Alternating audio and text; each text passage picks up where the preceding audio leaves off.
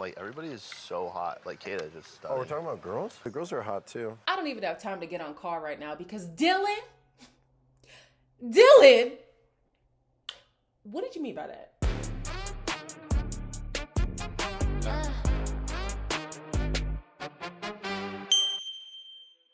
Hello everybody, welcome back to my channel. My name is Queenie. For those who don't know me, reviewing Love Island Season 8, Episode 29.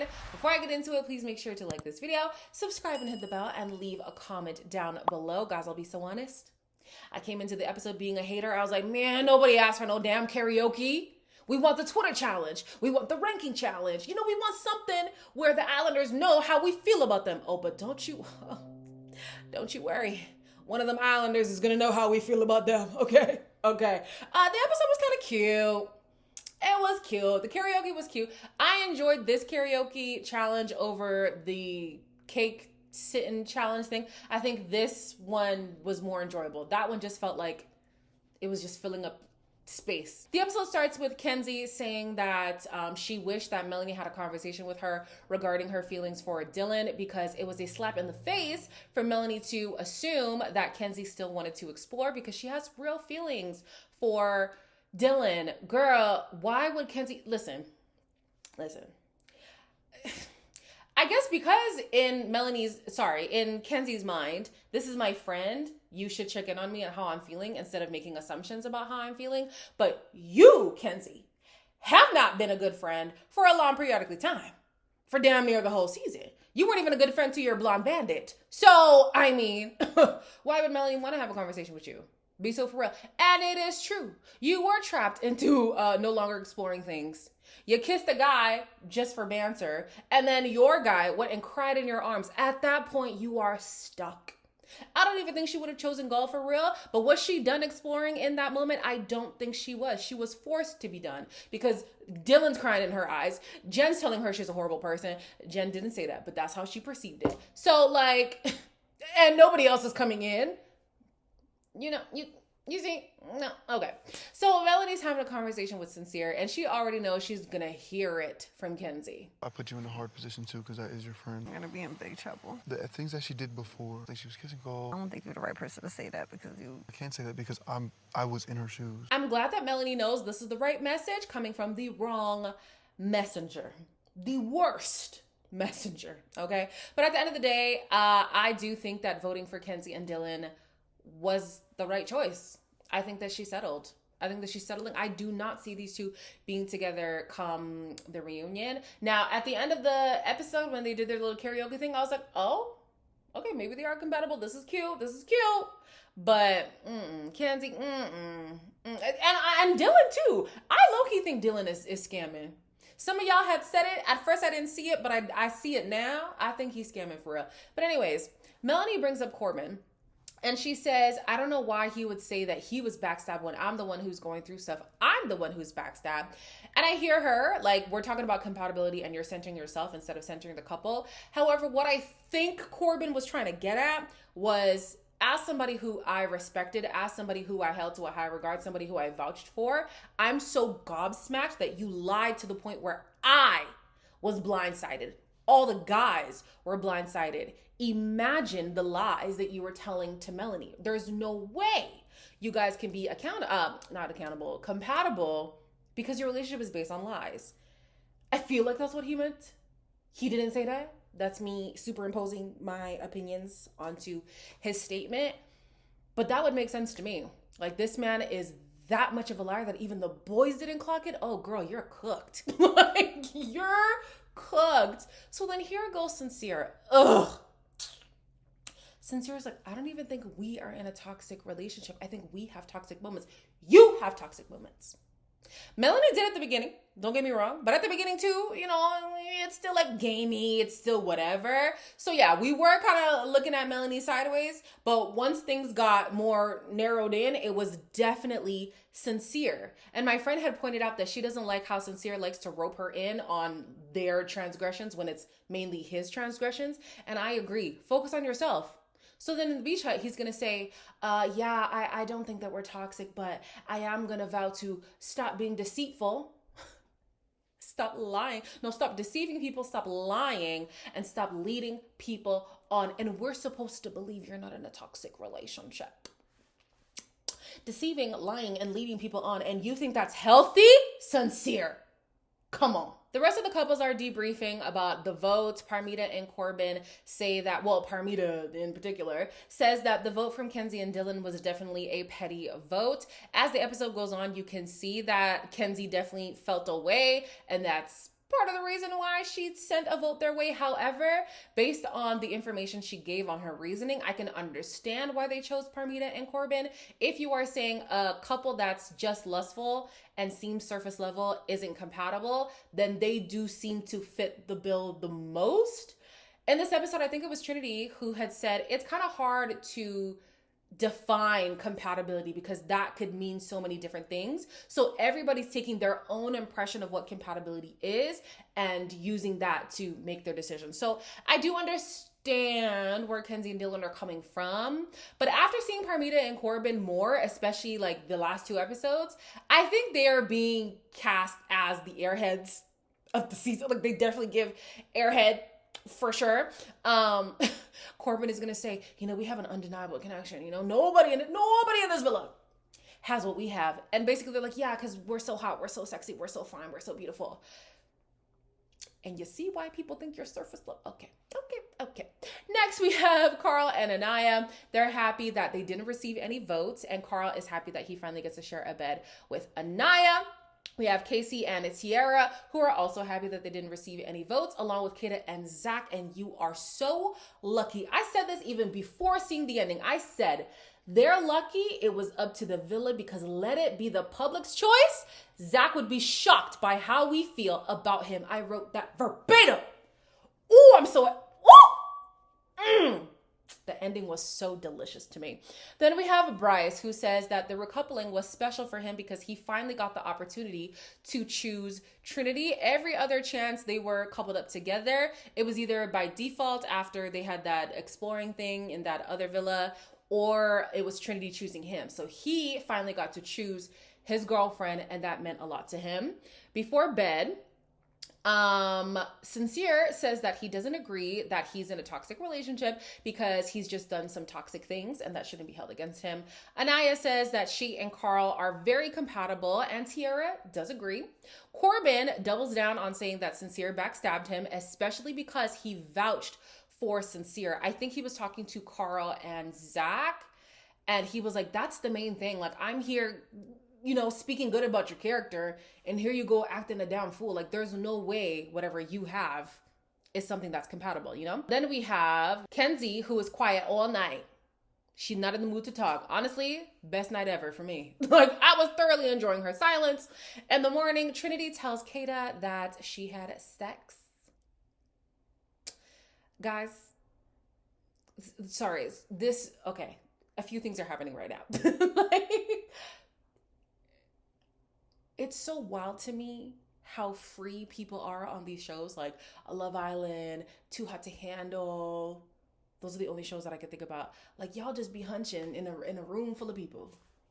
Like, wow, very liberated folks. That's okay. You do you. Anyways, Trinity said the sex was good, so love that for you. Sincere apologizes to the guys, saying if he backstabbed them, like, I'm so sorry. And then Casey's like, you really forgot all that you were doing? And he's like, yeah, I really did.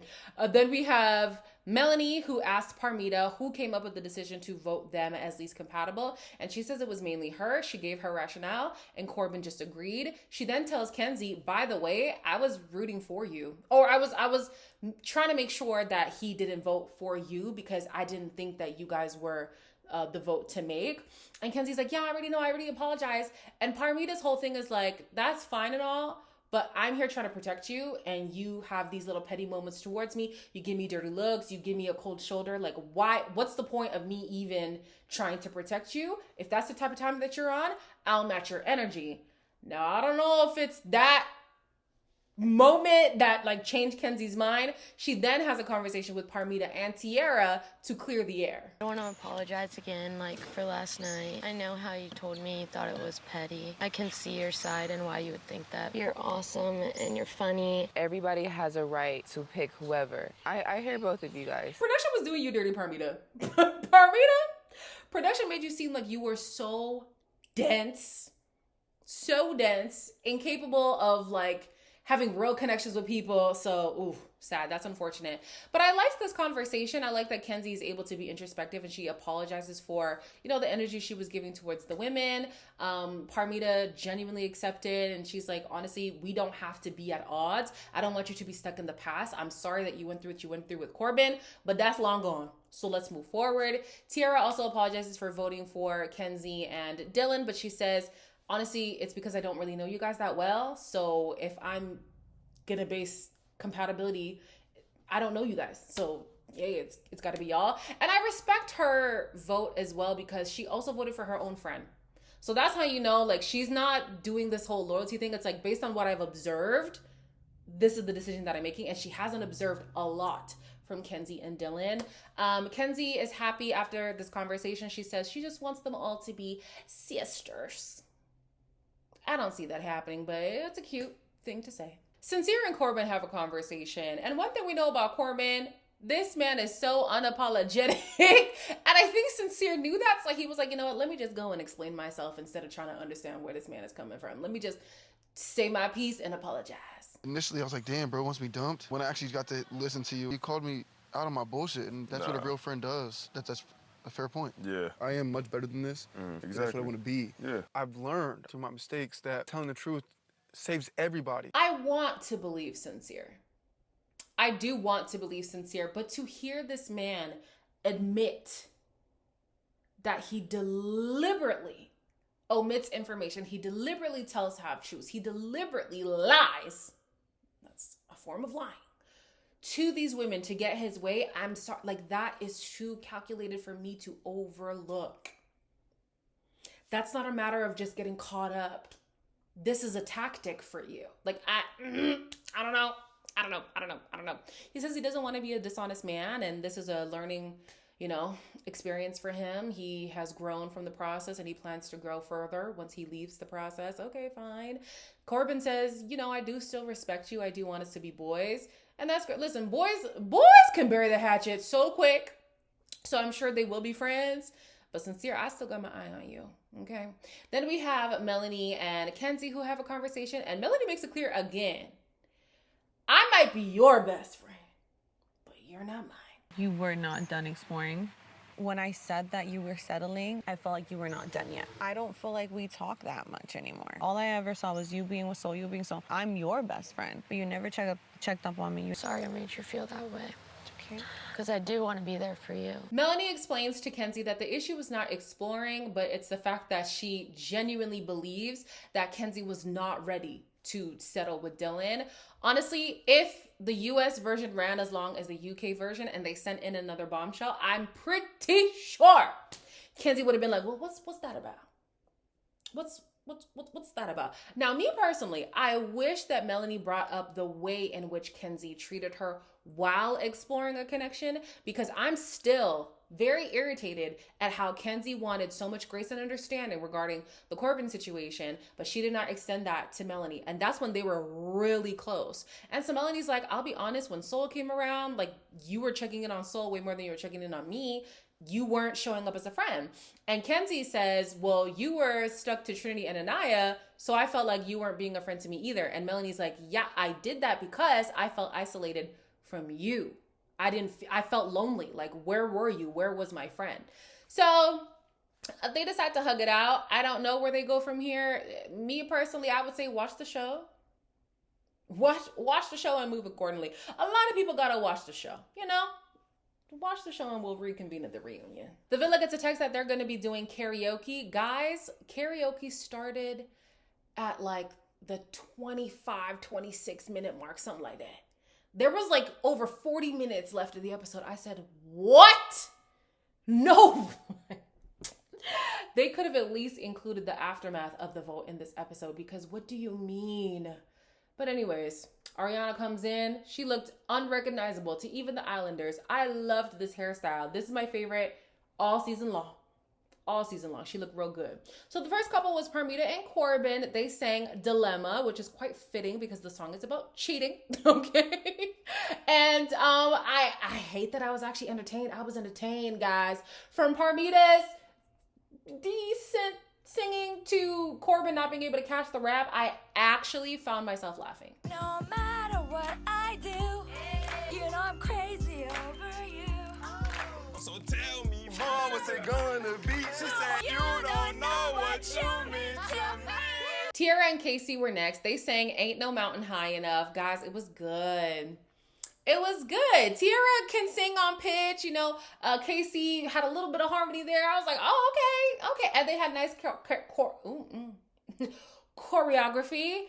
Yeah, I liked it. Listen, baby. If you need me, call me. I'll be there in a hurry.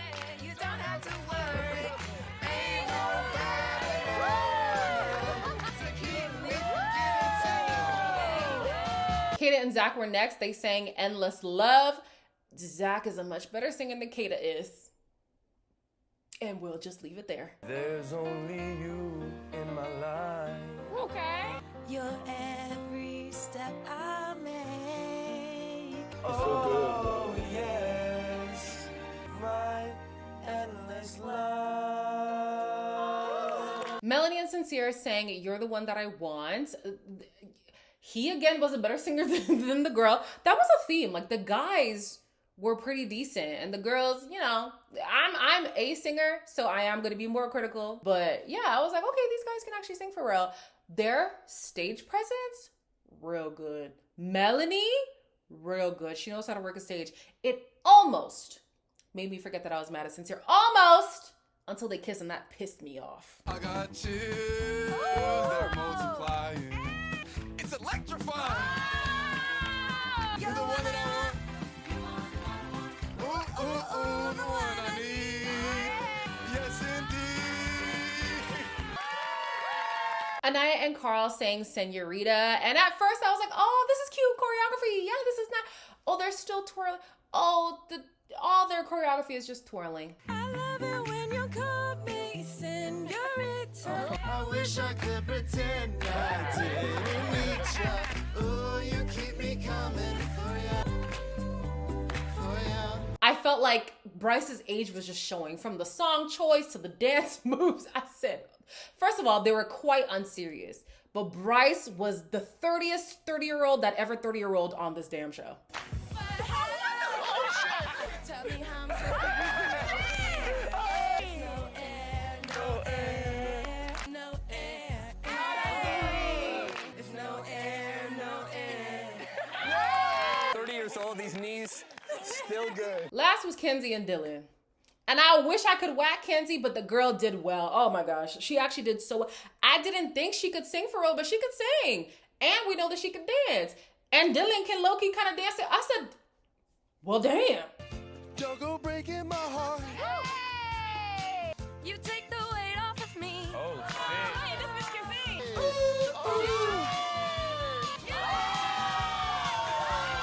So don't go breaking my heart. I won't go breaking your heart. Bitch, you can sing. Every second of that was like. So last place was Parmita and Corbin. Then it was Kata and Zach. Fourth place was a tie between Anaya and Carl and Trinity and Bryce. Second place was a tie between Tiara and KC and Melanie and Sincere. And first place was Kenzie and Dylan. So then we get told that there was a vote from America and the results were Anaya and Carl were safe, Trinity and Bryce were safe, Melanie and Sincere were safe, which pissed me off. However, Casey and Tiara were also safe. I did not see that coming. I did not see it. Gave me great joy to see Zach in the bottom. Great joy. Listen here, yeah?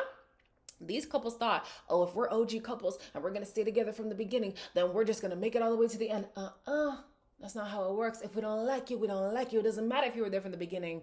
If we don't like you, we don't like you. And Zach, we don't like you. We don't.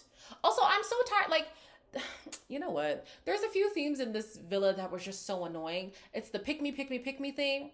And it's the, if we stay together the longest, we should be the strongest couple. That's not true. That's simply not true. So I'm glad that Zach knows how we feel about him. Anyways, I hate that the ultimate decision was up to the Islanders because it was obvious where the votes were going to go. Everybody but KC and Anaya voted for, Kenzie and Dylan, because they won the challenge, they were safe from the vote. So the bottom was only Parmita and Corbin and Zach and Kata. Everybody voted for Zach and Kata besides Casey and I almost said Anaya. Who's Casey with? Tiara. So obviously Parmita and Corbin went home.